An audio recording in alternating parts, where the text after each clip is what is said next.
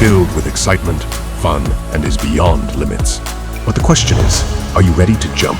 If it is a yes, then you have jumped into the world of ultimate entertainment. Welcome to YOLO 247, a place of fun, indulgence, and endless surprises.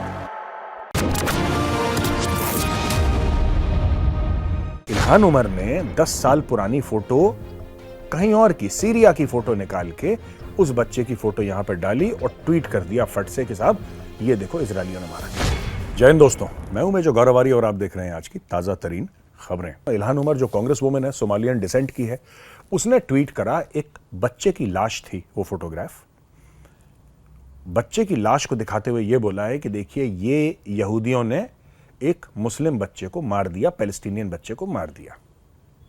जैसे ही उसने tweet करा 10-15 minute के बाद लोगों ने original photo निकाली और पता लगा कि जो बशार है सीरिया का, बशार ने एक्चुअली केमिकल वेपन्स इस्तेमाल करे थे। रसायन जो हथियार होते हैं वो इस्तेमाल करे थे, केमिकल वेपन्स इस्तेमाल करके खुद मुस्लिम्स के ऊपर उसने केमिकल वेपन्स इस्तेमाल करे, उसमें से ये बच्चा मरा था और तब ये फोटो ली गई है 10 साल पहले। इल्हान उमर ने 10 साल पुरानी फोटो कहीं और की, सीरिया की फोटो निकाल के उस बच्चे की फोटो यहां पर डाली और ट्वीट कर दिया फट से कि साहब ये देखो इजरायलियों ने मारा। अब उसने वो फोटो हटा दी क्योंकि वो पकड़ी गई। लेकिन दोस्तों ये आपने देखा होगा, वो याद है वो पाकिस्तान वाला किस्सा, मैं नाम भूल रहा हूं उस लेडी का जो पाकिस्तान की एम्बेसडर थी यूनाइटेड नेशंस में, जब उसने एक फोटो दिखाई थी ऐसे हाथ में कि ये देखिए कश्मीर में क्या जुल्म है, क्या जुल्म हो रहा है कश्मीर में, देखिए। उसने ये भारत इंडियन आर्मी क्या कर रही है यहाँ पे कश्मीर में, और बच्चे की फोटो दिखाई थी, मरा हुआ बच्चा था, उसके मुंह पे कुछ निशान थे पैलेट के, और लोगों ने बोला कि हाँ हाँ ये तो बहुत गलत है भारत। अगले दिन भारत ने भांडा फोड़ा वहां पे कि ये पैलेस्टीन की फोटो है, ये कश्मीर की है ही नहीं, और ओरिजिनल फोटो भारत ने दिखाई। तो ये मिस इन्फॉर्मेशन और डिसइंफॉर्मेशन की कैंपेन दोस्तों अभी बहुत चलेगी, ये बहुत चलेगी और ये कभी नहीं रुकेगी, क्योंकि लोगों का जो गुस्सा है इस वक्त हर जगह, उसको अलग अलग लोग कैसे फायदा उठाएंगे या कैसे फायदा उठाना चाहते हैं उस पर डिपेंड करेगा कि आप कौन सा प्रोपेगेंडा चला रहे हैं। आवाम में आक्रोश है, तुर्की में, लेबनान में, तो आवाम सड़क पे आ गई कि इजराइल मुर्दाबाद और इजराइल को मार देंगे और ये कर देंगे वो कर देंगे। तो तुर्की की आवाम जो है वो आवेश में आ गई, लेबनान की आवाम आवेश में। अब ये सब देखिए, मुस्लिम कंट्रीज में ना, जिसमें 95% एक्चुअली डेमोक्रेसीज नहीं है, डिक्टेटरशिप है, वहां पे ये नहीं होता कि आप सड़क पे आके अपने दिल का जो हाल है वो हल्का कर लें सड़क पे। ये वहां पे कॉन्सेप्ट नहीं है। अगर आपको लगता है कि कोई शेख ऊपर बैठा हुआ है, जबकि ना तुर्की में शेख है ना लेबनान में शेख है, लेकिन किसी को भी अगर ये गलत फहमी है कि शेख आपको अलाउ करेगा कि आप झंडा लेके सड़क पे चलें, तो शेख अलाउ नहीं करेगा। और आपने कभी देखा है सऊदी अरेबिया में कुछ प्रोटेस्ट हुआ है? सऊदी अरेबिया की पब्लिक पोजीशन कुछ भी हो, वहां के लोग कभी प्रोटेस्ट नहीं करते। आपने देखा यूएई में प्रोटेस्ट है? कभी नहीं, कभी नहीं, अलाउ ही नहीं है वहां पे। वो कहते हैं कि आपके विचार, आपकी प्रॉब्लम है, अपने मन में रखिए और खुद को घर में रखिए। सिंपल सी बात है। ना विचार आपके दिल से निकले ना आप घर से निकले, वरना परेशानी हो जाएगी। वहां पे तुर्की में क्या हुआ, लोग निकले, तुर्की की ही पुलिस ने उनको कूटा अच्छी तरीके से, खूब बढ़िया उनका स्वागत करा लोगों का, अपने मार मार के उनको दौड़ाया। और वही चीज लेबनान ने करी, जहां पे हिजबुल्लाह काबिज है। लेबनान ने, पुलिस ने लोगों को मारा पीटा बहुत बुरी तरीके से। ये सुनने में आ रहा है, पाकिस्तान में कोर कमांडर्स की मीटिंग होती है दोस्तों, यानी कि जो आर्मी में होता है ना, जैसे डिवीजन होता है, ब्रिगेड होती है, डिवीजन होता है, कोर होता है, तो पाकिस्तान में हाईएस्ट जो 3 स्टार जनरल्स हैं वो कोर कमांडर्स हैं। तो कोर कमांडर्स की मीटिंग हुई, जनरल आसिम मुनीर वहाँ पे बैठते हैं, आर्मी चीफ है, जाहिर सी बात है, 4 स्टार जनरल है, वो बैठते हैं वहाँ पर, सबके सामने मीटिंग हुई। और जब मीटिंग हुई तो मीटिंग में उन्होंने एक फैसला लिया, पुराना वही फैसला, वही गाना पाकिस्तान का पुराना, कि हम फिलिस्तीन के साथ खड़े हैं, हम फिलिस्तीन के साथ खड़े हैं। और मैं बार बार पाकिस्तानियों को कहता हूं कि तुम खड़े नहीं, तुम्हारी पूरी कौम लेटी हुई है, तुम खड़े किसके साथ हो यार? हम फिलिस्तीन की मदद करेंगे, कैसे कैसे फिलिस्तीन की मदद करोगे? हमें भी जरा समझाओ, हम भी समझना चाहते हैं कि पाकिस्तान किस तरीके से फिलिस्तीन की मदद करेगा। पैसे हैं नहीं इनके पास। अच्छा, पैसे भी नहीं है, इज्जत भी नहीं है, तो कैसे मदद करेगा? पाकिस्तान की कोई सुनता नहीं है, ना पाकिस्तान से कोई फोन करके बातचीत कर रहा है कि आपका इसके बारे में क्या लेना देना है। सारा जो मामला है वो ईरान, सऊदी अरब, यूएई, जो मुस्लिम देश हैं, राइट, ये लोग फैसले कर रहे हैं वहां पे।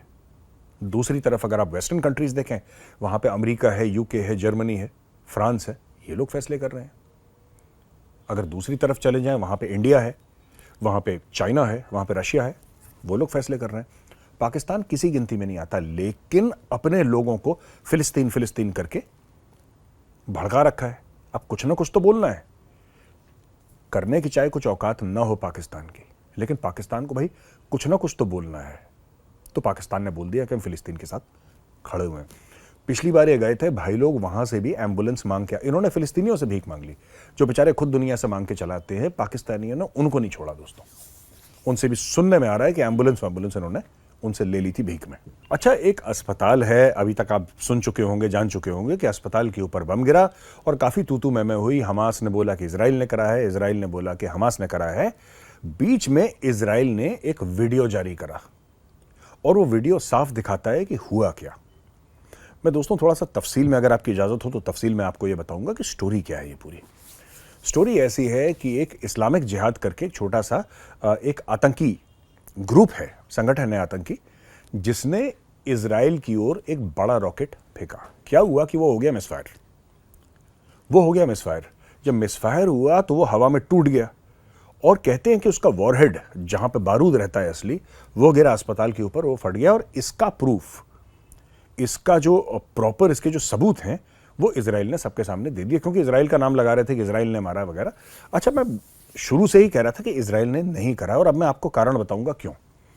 देखिए, ऐसा है कि इजराइल क्यों करेगा। एक आसान सा तरीका समझाने का यह है कि नहीं साहब, नफरत इतनी है कि इजराइल ने बोला। ये ऐसे नहीं होता दोस्तों। जियोपॉलिटिक्स के, मिलिट्री अफेयर्स के जो मसले हैं, मामले हैं, ये इमोशन से नहीं होते, जज्बातों से नहीं होते, इसमें फैक्ट्स होते हैं। इजराइल को पता है कि पूरी दुनिया इजराइल की ओर देख रही है। पूरी दुनिया, मीडिया, सोशल मीडिया, ऐसा कोई नहीं है जिसकी नजर इजराइल और पैलेस्टीन के ऊपर नहीं है।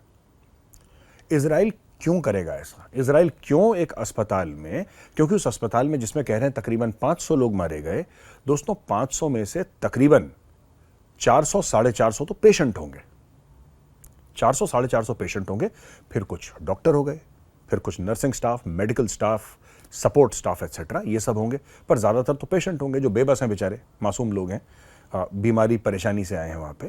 तो इजराइल क्यों करेगा? और दुनिया अगर देख भी नहीं रही तो फिर इजराइल क्यों करेगा? पहली बात तो यह है। दूसरी बात यह है कि यह इसलिए हुआ है, कारण क्या है? मेरा यह मानना है, अब यह इजराइल का कहना है कि नहीं साहब, मिसाइल टूट गई और बम नीचे गिर गया, और इजराइल ने प्रूफ भी दिखा दिया, लेकिन ऐसे कई बार भारत में भी हो चुका है। और मैं आपको 2 एग्जाम्पल दूंगा, आप फट से समझ जाएंगे मैं क्या बोल रहा हूं दोस्तों। गूगल पे जाइए और चिट्टी सिंहपुरा टाइप करिए। चिट्टी सिंहपुरा कश्मीर में है।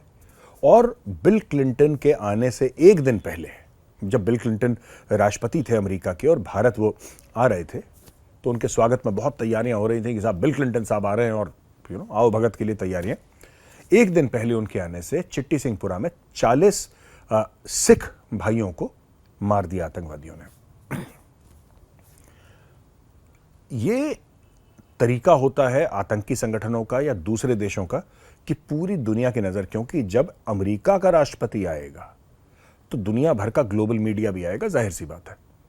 राष्ट्रपति आया, ग्लोबल मीडिया आया, फिर उस ग्लोबल मीडिया के सामने और सबकी नजर है, यानी कि अमेरिका का राष्ट्रपति भारत आ रहा है, तो एक हफ्ते से पहले वहां पे ग्लोबल मीडिया, ये तैयारियां हो रही हैं, यहां पे आएंगे प्रधानमंत्री, ये खाना खाएंगे, यहां पे जाके इससे मिलेंगे, ये मीटिंग होगी।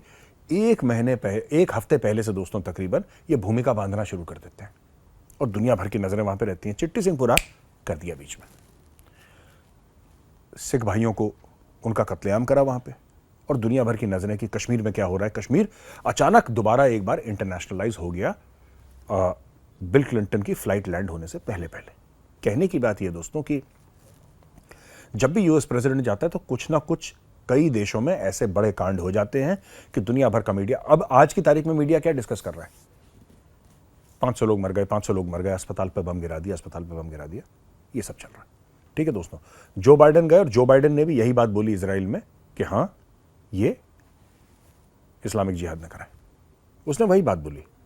तो दोस्तों, आज का वीडियो आपको कैसा लगा? अगर पसंद आए तो इसको जरूर लाइक करिएगा।